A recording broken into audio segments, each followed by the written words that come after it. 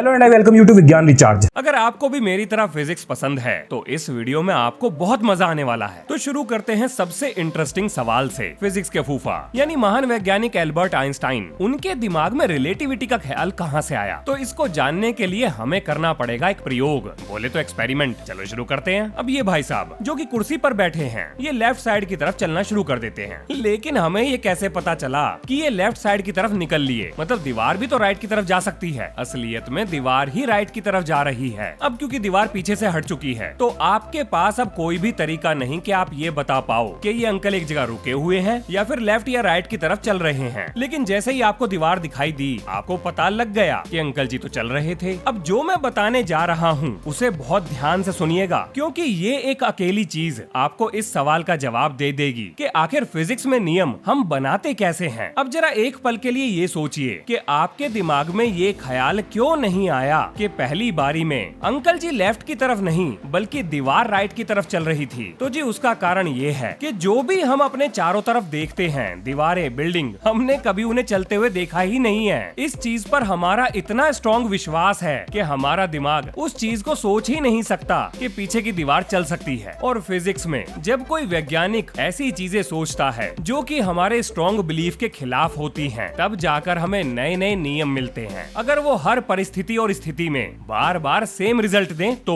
उसके बाद हम एक्सपेरिमेंट करते हैं, और अगर सब कुछ ठीक रहा तो एक नया नियम बन के तैयार। और यदि सब कुछ ठीक नहीं रहा तो एक छोटी सी लाइन हम उसमें ऐड कर देते हैं, वो है कंडीशंस अप्लाई। यानी सर्टेन कंडीशंस में ये नियम काम करेगा, और अगर कंडीशन पूरी नहीं हुई तो नियम हो जाएगा फेल। अब यहाँ से क्या चीज साबित होती है? तो देखो, यहाँ से एक चीज बिल्कुल क्लियर पता चल जाती है, वो ये कि दुनिया में हर मोशन रिलेटिव होता है। यानी अगर कोई इंसान पैदल चल रहा है तो उसके आगे बढ़ने के समय जो चीजें धरती पर फिक्स हैं, वो पीछे की तरफ बढ़ती हैं। इसका मतलब ये भी हुआ कि रफ्तार रिलेटिव है, यानी वेलोसिटी रिलेटिव है, और वेलोसिटी निर्भर करती है डिस्प्लेसमेंट और टाइम पर। तो क्या टाइम रिलेटिव हो सकता है? क्योंकि फिजिक्स के चाचा बोले तो अपने न्यूटन बाबा ने ये कहा था कि टाइम एब्सोल्यूट है। क्योंकि अगर वेलोसिटी रिलेटिव है तो टाइम को भी रिलेटिव होना ही पड़ेगा। लेकिन न्यूटन बाबा से ये चूक कैसे हो गई? उन्हें ये बात क्यों नहीं समझ में आई कि टाइम रिलेटिव हो सकता है? बस यही वो सवाल था जिसने एल्बर्ट आइंस्टाइन को परेशान करके रखा हुआ था कि टाइम एब्सोल्यूट है या रिलेटिव है। और भाई साहब टाइम तो रिलेटिव निकला, और यही है रिलेटिविटी। अब कैसे निकला ये मैं एक वीडियो में बता ही चुका हूँ। लेकिन टाइम के रिलेटिव होने से हमें हासिल क्या हुआ,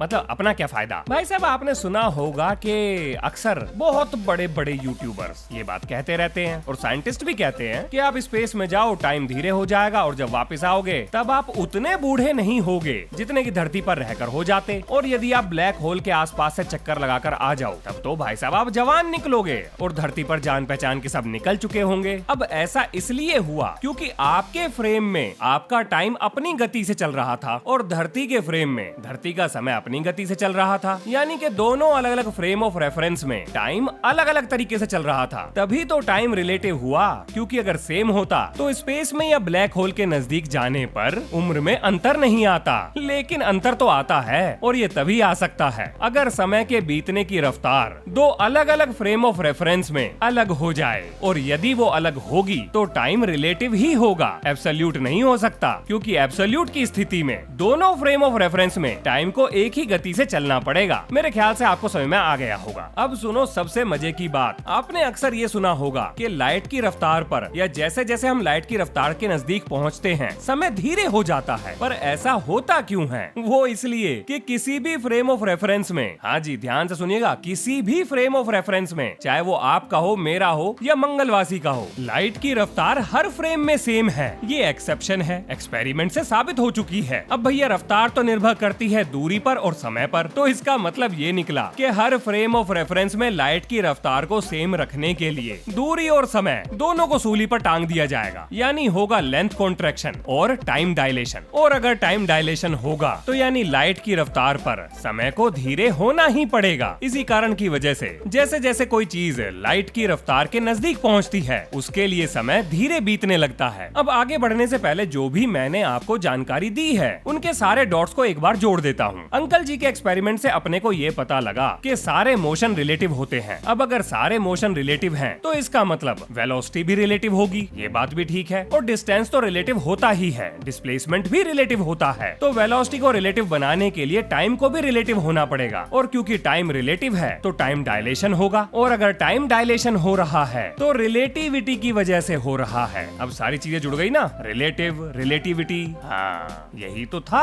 और ऐसा इसलिए हो रहा है क्योंकि फ्रेम ऑफ रेफरेंस अलग है। वैसे ये फ्रेम ऑफ रेफरेंस है क्या चीज? तो देखो भैया, मेरी नजर से जो दिख रहा है वो मेरा फ्रेम ऑफ रेफरेंस है, यानी मेरा नजरिया, और आपकी नजर से जो दिख रहा है वो आपका फ्रेम ऑफ रेफरेंस है, यानी आपका नजरिया। अब इस चीज को एक एक्सपेरिमेंट से साबित कर सकते हैं। ये देखो, अब इनमें से एक अंकल जी उल्टे हैं, एक सीधे हैं, लेकिन एक दूसरे के लिए दोनों उल्टे हैं। ये दोनों अपने आप को सीधा मान रहे हैं। अब ये हो गया इन्वर्टेड फ्रेम ऑफ रेफरेंस का चक्कर, यानी दोनों के नजरिए के हिसाब से दोनों एक दूसरे के लिए उल्टे यानी इन्वर्टेड हैं। तो ये कहलाएगा इन्वर्टेड फ्रेम ऑफ रेफरेंस। और इसी फ्रेम ऑफ रेफरेंस की वजह से हर मोशन रिलेटिव है। पर कैसे? देखो, क्या अपने स्थान को बदले बिना मोशन संभव है? तो इसका जवाब है नहीं। मोशन की डेफिनेशन ही ये कहती है कि समय के साथ साथ आपको अपनी सराउंडिंग्स के हिसाब से अपनी पोजीशन चेंज करनी पड़ेगी। अब जरा भाई साहब ये बताओ कि जब आप अपनी पोजीशन बदलोगे तो आपकी नई पोजीशन के हिसाब से जो आपकी सराउंडिंग्स हैं, आसपास की चीजें हैं, क्या उनकी पोजीशन नहीं बदली?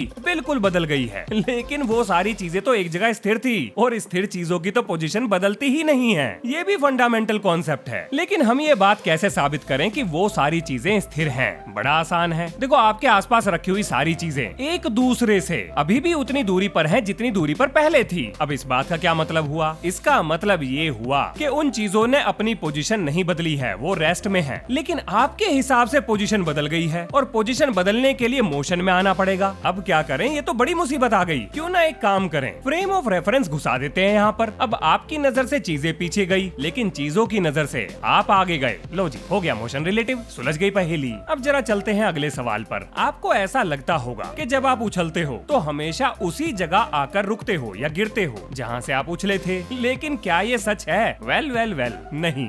जी, ये सच है ही नहीं। आप कभी भी एग्जैक्ट सेम स्पॉट पर आकर नहीं गिरते। अब आप सोच रहे होंगे, हैं भैया कैसी बातें कर रहे हो? ऐसे थोड़ी होता है, बचपन से उछलते हुए आ रहे हैं, आज तक तो आगे पीछे हुए ना है हम। वो जी इसलिए नहीं हुए हो क्योंकि आपने वो सब नहीं देखा जो मैं आपको दिखाने जा रहा हूँ, और एक बार उसे देखने के बाद आपका अपनी आंखों से विश्वास उठ जाएगा। यहाँ पर हमने एक गेंद को चुंबक से चिपका रखा है, और जैसे ही ये गिरी, ये बिल्कुल सीधी लाइन में नीचे टपक गई। ये है आम जिंदगी। अब इसी तरह से जैसे ही हम किसी चीज के ऊपर चढ़ के नीचे कूदते हैं, वहीं पर आकर गिरते हैं जहाँ पर हमें गिरना चाहिए। लेकिन धरती अगर सूरज का चक्कर लगा रही है तो ये हमारे नीचे से निकल क्यों नहीं गई? हमें तो साइड में गिरना चाहिए, जैसा कि ये अंकल जी दिखा रहे हैं। और अगर मैं आपसे ये कहूँ कि ये नजर का धोखा है, क्योंकि अगर इसी सेम घटना को वैज्ञानिक दृष्टिकोण से देखा जाए तो वो कुछ ऐसी दिखाई देगी। हैं? ये क्या हुई नहीं हुआ, बॉल पीछे कैसे आ गई? हाँ जी, अब इसका जवाब दूंगा मैं अगली वीडियो में। सारी चीजों को एक बार में लपेटने की कोशिश मत करो,